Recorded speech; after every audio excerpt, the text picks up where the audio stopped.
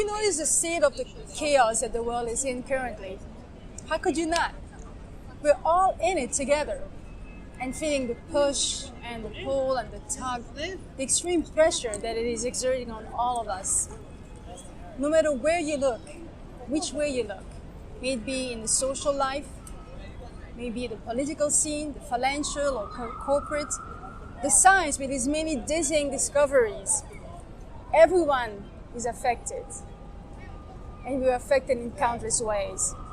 If you're poor, the challenge that comes with lacking resources takes a hold of you. If you're wealthy, the anxiety of losing it all in the blink of an eye causes you to lose sleep.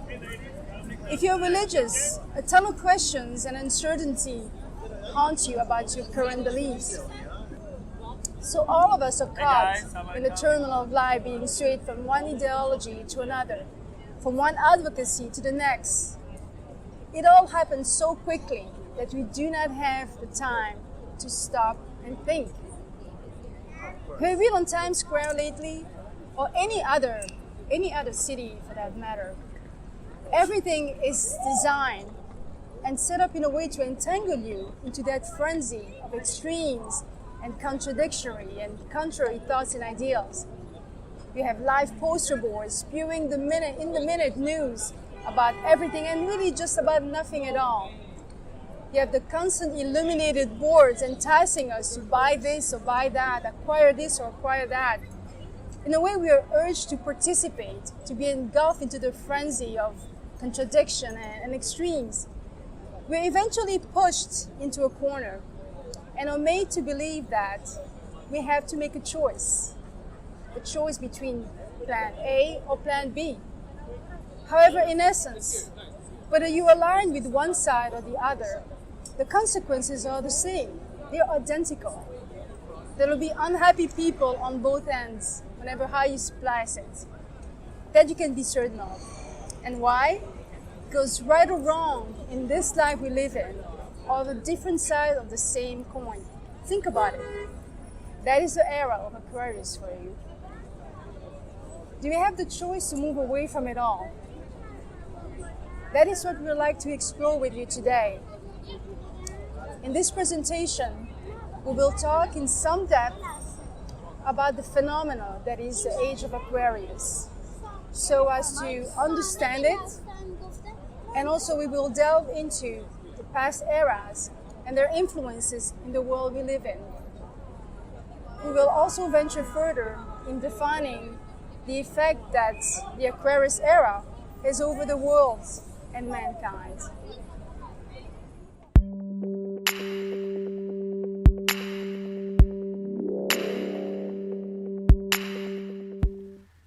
Aquarius. What is the age of Aquarius?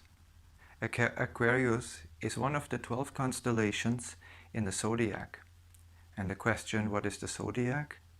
The Zodiac is a group of constellations in our universe. And if we look at the universe all around the Earth, if we look at it from the Earth, then it is divided into 12 groups or 12 sectors of the universe, out of which different sets of energy or radiation comes. And if you go into astrology, that makes up the 12 zodiacal signs. And astrology knows there are differences.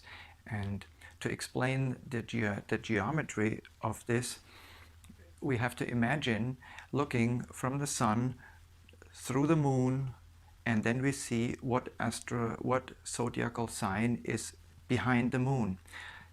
The energy coming from the zodiac for all around us is all the same coming to the Earth. But the information or the radiation or the influence is coming through the moon. The moon in that acts like a magnifying glass. And so this is a very simple way to explain for a moment that the stars or planets act like a magnifying glass if they sit between the Earth and a certain sign. And that's what makes up astrology.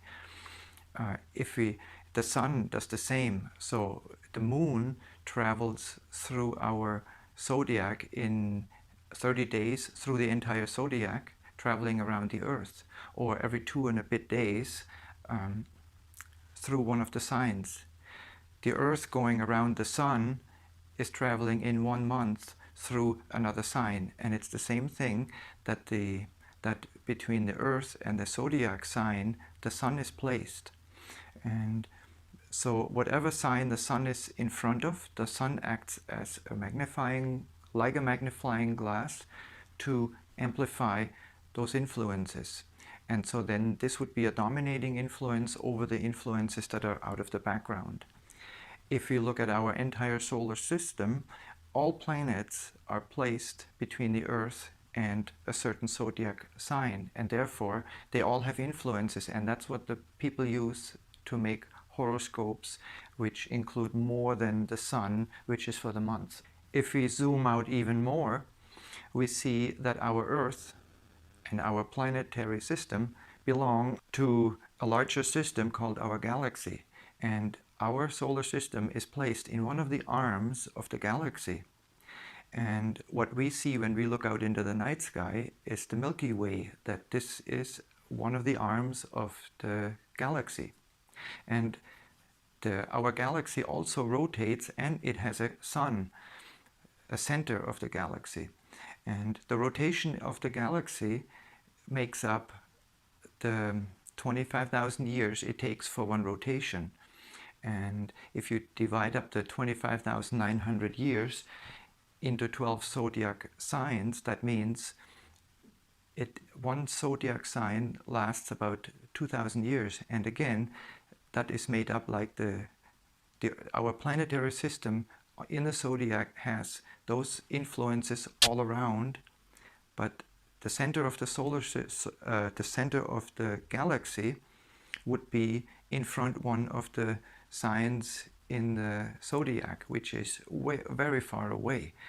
And so as the planetary system on one of the arms of the galaxy moves around that sun, it appears as if that sun moves through the zodiac, and that lasts about 2,000 years. So the Age of Aquarius, which we have entered or about to enter, and there's an overlap between the previous and now, and so there's always overlap between the different ages. They're not just cut off. We are now more and more into the Aquarius influences.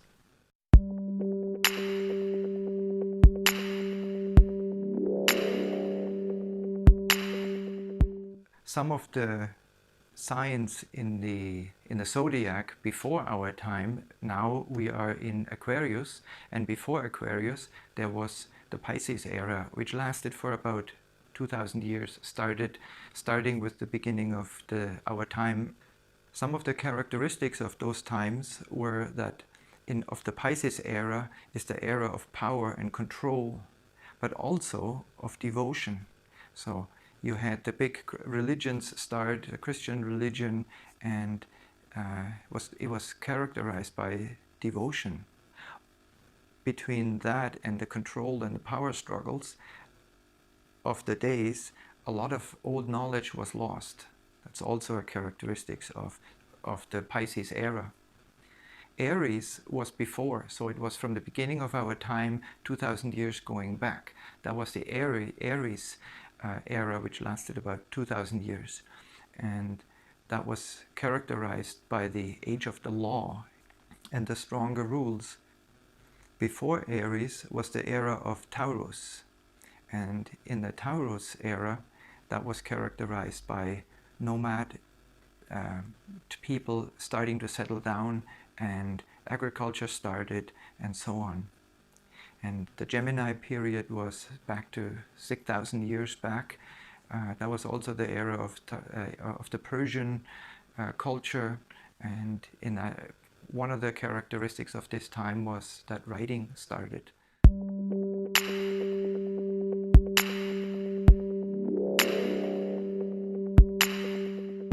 Some of the characteristics of the Aquarius era, or the water bearer, is that our inner growth is less dependent on traditions. You can see that in the young people, a lot of young people do great things, special things, and they are totally disconnected from tradition, or they do what they want. Another one would be thirst for knowledge. And we can see that in the last 100 years, the knowledge that is accumulated and people are looking is immense. Revealing of everything. These times during the Aquarius era, everything is being revealed. Nothing stays hidden. You can see in our world stage that all skeletons are coming out of the closet right now.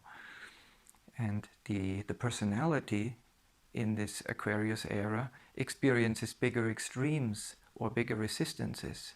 And that is mostly due to us not necessarily responding positively to the Aquarius influences, and therefore we are experiencing that as hindrance or resistance. This vast universe is manifested through dynamic opposites. It is linked with everything, is linked with everything. Everything transcends into everything.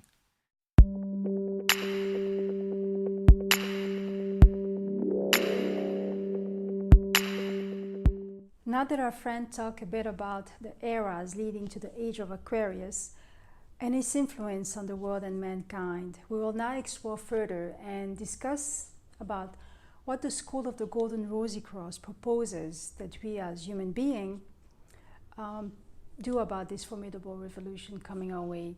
What is our role? Can we be a part of the solution? Each and every one of us is individually called to action. And as Bob Marley sang it so aptly, no one but ourselves can free our minds. There are no gurus, there are no masters that have the ability to place themselves as intermediary between us and the Logo, between us and the Most High, the Gnosis.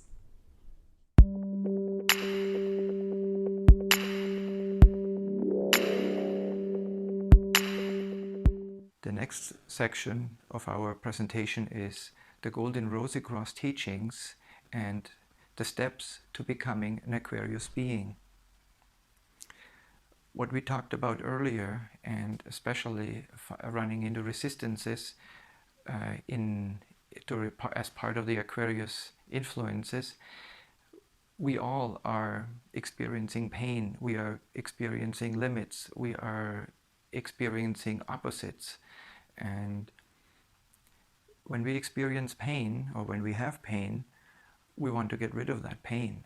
So we start looking, we get restless, we look for solutions. And life experience, good or bad, painful or not painful, it still confronts us with facts. And in this looking asks us to think, to deal with our problems, and this unrest eventually leads to longing for change, and this longing or yearning will lead to an openness for change. When we're open for change, we're open for ideas, we are open for other opinions, and that leads to insight eventually. And insight, that liberation from all of this, is not an automatic process, but that it very much depends on how we live, how we think, how we process experiences, and how we allow changes to take place. And that also will develop the fact that the self realizes, our self will realize its place in all this, and surrenders voluntarily to a process. And that's the process that leads to the new mode of life. And this new mode of life, in this new mode of life, we will take a totally different position to all the events in the world, and also to life experience. And in this new mode of life, we will process experiences differently, and we will learn differently from certain experiences. we will learn to see certain events from several different angles and not only from our own opinion. We will still have opinions, but we will be able to see that these opinions are not carved in stone. We will be able to see how other people see certain things. And this will eventually lead to the birth and the growth of the new soul.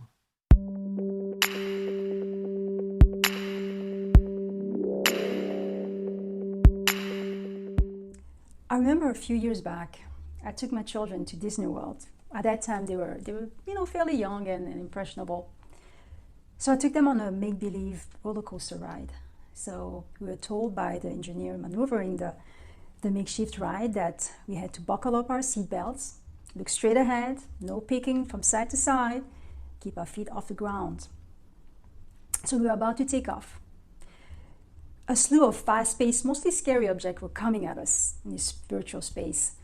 It was coming from a huge screen, and from time to time we felt as though we were flying aimlessly and helplessly in the galaxy with meteors nearly crashing onto us. There were screams of excitement and all, terror and all around, you know how it is on roller coaster ride. Then for 1 second I looked down, for just 1 second, and I put my feet down on the ground, realizing that though I knew deep down that all this was an illusion to keep us amused, frightened, and out of sorts, all I needed to do was unfasten my seatbelt and walk away from it, if I so chose. That is what we are inviting you to do with us. Unfasten your seatbelts. Break away from the chains that keep us prisoners of the whirlwind that we are in.